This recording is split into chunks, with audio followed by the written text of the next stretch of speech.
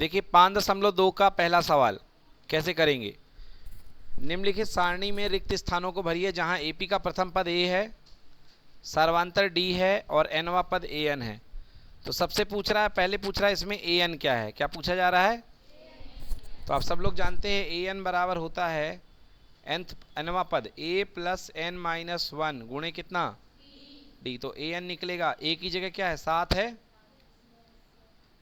N का पता N की जगह 8 दे रखा है, कितना दे रखा है 8, एनवा पद 8 बोल रखा है, एन की जगह 8, 8 माइनस 1 और डी का मान 3 है, 7 हो गया, 8 में से 1 गया कितना हुआ 7 और 7 तियाँ 21, 21 और 7 कितना हो गया 28। तो बताइए पहला उत्तर क्या भरा जाएगा यहाँ पे 28 भरा जाएगा। ठीक है, चलिए सेकेंड वाला देखिए।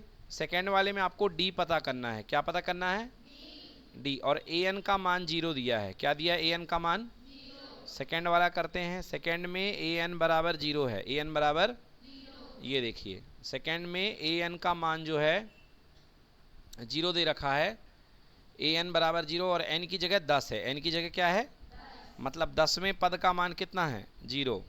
तो 10वां पद लिखेंगे ए प्लस 10 माइनस 1 डी, होगा कि नहीं होगा, क्योंकि n होता है तो n माइनस 1, तो 10 होगा तो 10 माइनस 1, डी बराबर कितना 0।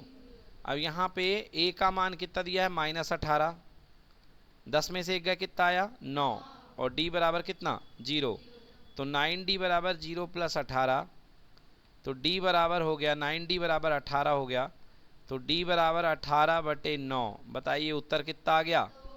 तो यहाँ पे d का मान कितना आएगा 2, ये देखिए ठीक है ना।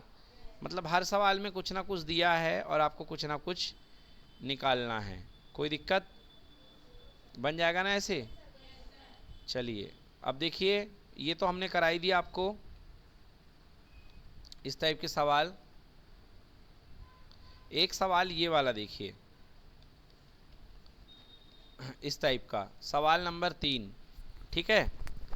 ऐसे सवाल को कैसे करेंगे देखिए बच्चों, यहाँ पे सवाल नंबर 3 का जैसे मैं पहला सवाल आपको बताता हूँ, पहला सवाल बताऊंगा फिर दूसरा सवाल, ठीक है। देखिए कैसे करेंगे पहला सवाल। सबसे पहले यहाँ पे 3 पद दिए गए हैं, तो आपको पता है हम पहले पद को बोलते हैं a, तो a का मान कितना है 2। दूसरा पद a प्लस डी जिसका हमको वैल्यू पता नहीं है, और तीसरा पद है a plus 2d, a plus 2d का मान कितना दिया है 26। तो यहाँ से a का मान 2 रख दूँ तो 2 प्लस 2d बराबर कितना हो गया, तो 2d बराबर 26 माइनस का कितना, तो 2d बराबर कितना आ गया 24। तो d का मान कितना आ गया, d का मान 12 आएगा, 2 से कट गया ना, d का मान कितना आ गया 12। अब a प्लस डी निकालना हमको, बीच वाला पद a प्लस डी, तो a प्लस डी जो है बीच वाला पद, a का मान कितना है 2 और d का मान कितना आया 12, तो 12 और 2 कितना हो गया, मतलब इस डब्बे के अंदर क्या भरा जाएगा ये देख लीजिए। ठीक है, आ गया समझ में।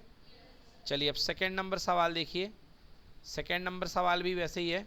सेकेंड नंबर सवाल में पहला पद क्या होगा a, फिर अगला क्या होता है a प्लस डी, फिर अगला क्या होता है a प्लस, और लास्ट वाला क्या होता है a प्लस 3d। तो ना आपको यहाँ पे a पता है ना ये पता है, आपको 2 चीज़ें पता है, तो उससे हल करते हैं। सबसे पहले देखिए दूसरा सवाल, a प्लस डी का मान कितना दिया है 13 दिया है, और a प्लस 3d का मान कितना दिया है 3।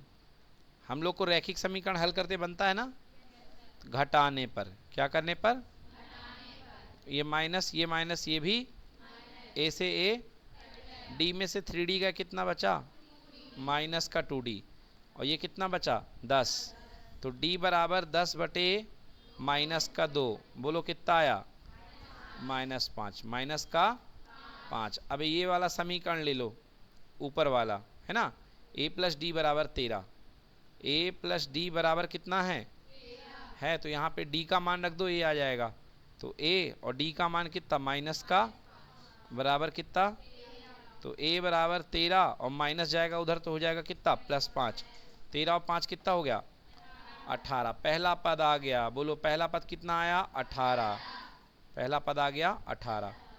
18 में -5 जुड़ गए 13, बोलो क्लियर। फिर अगला चाहिए a + 2d, चाहिए ना। तो 13 में -5 जुड़ेंगे तो 8 आएगा कि नहीं आएगा? आएगा ना 8। नहीं बन रहा, लो a + 2d। a का मान 18 आया है, 2 की जगह 2 और d का मान -5, तो 18 और 2 पंचे 10, तो 18 में से 10 गया, कितना हुआ? तो ये देखो हमने यहाँ पे क्या रख दिया, 8। तो उत्तर आ गया 18 8।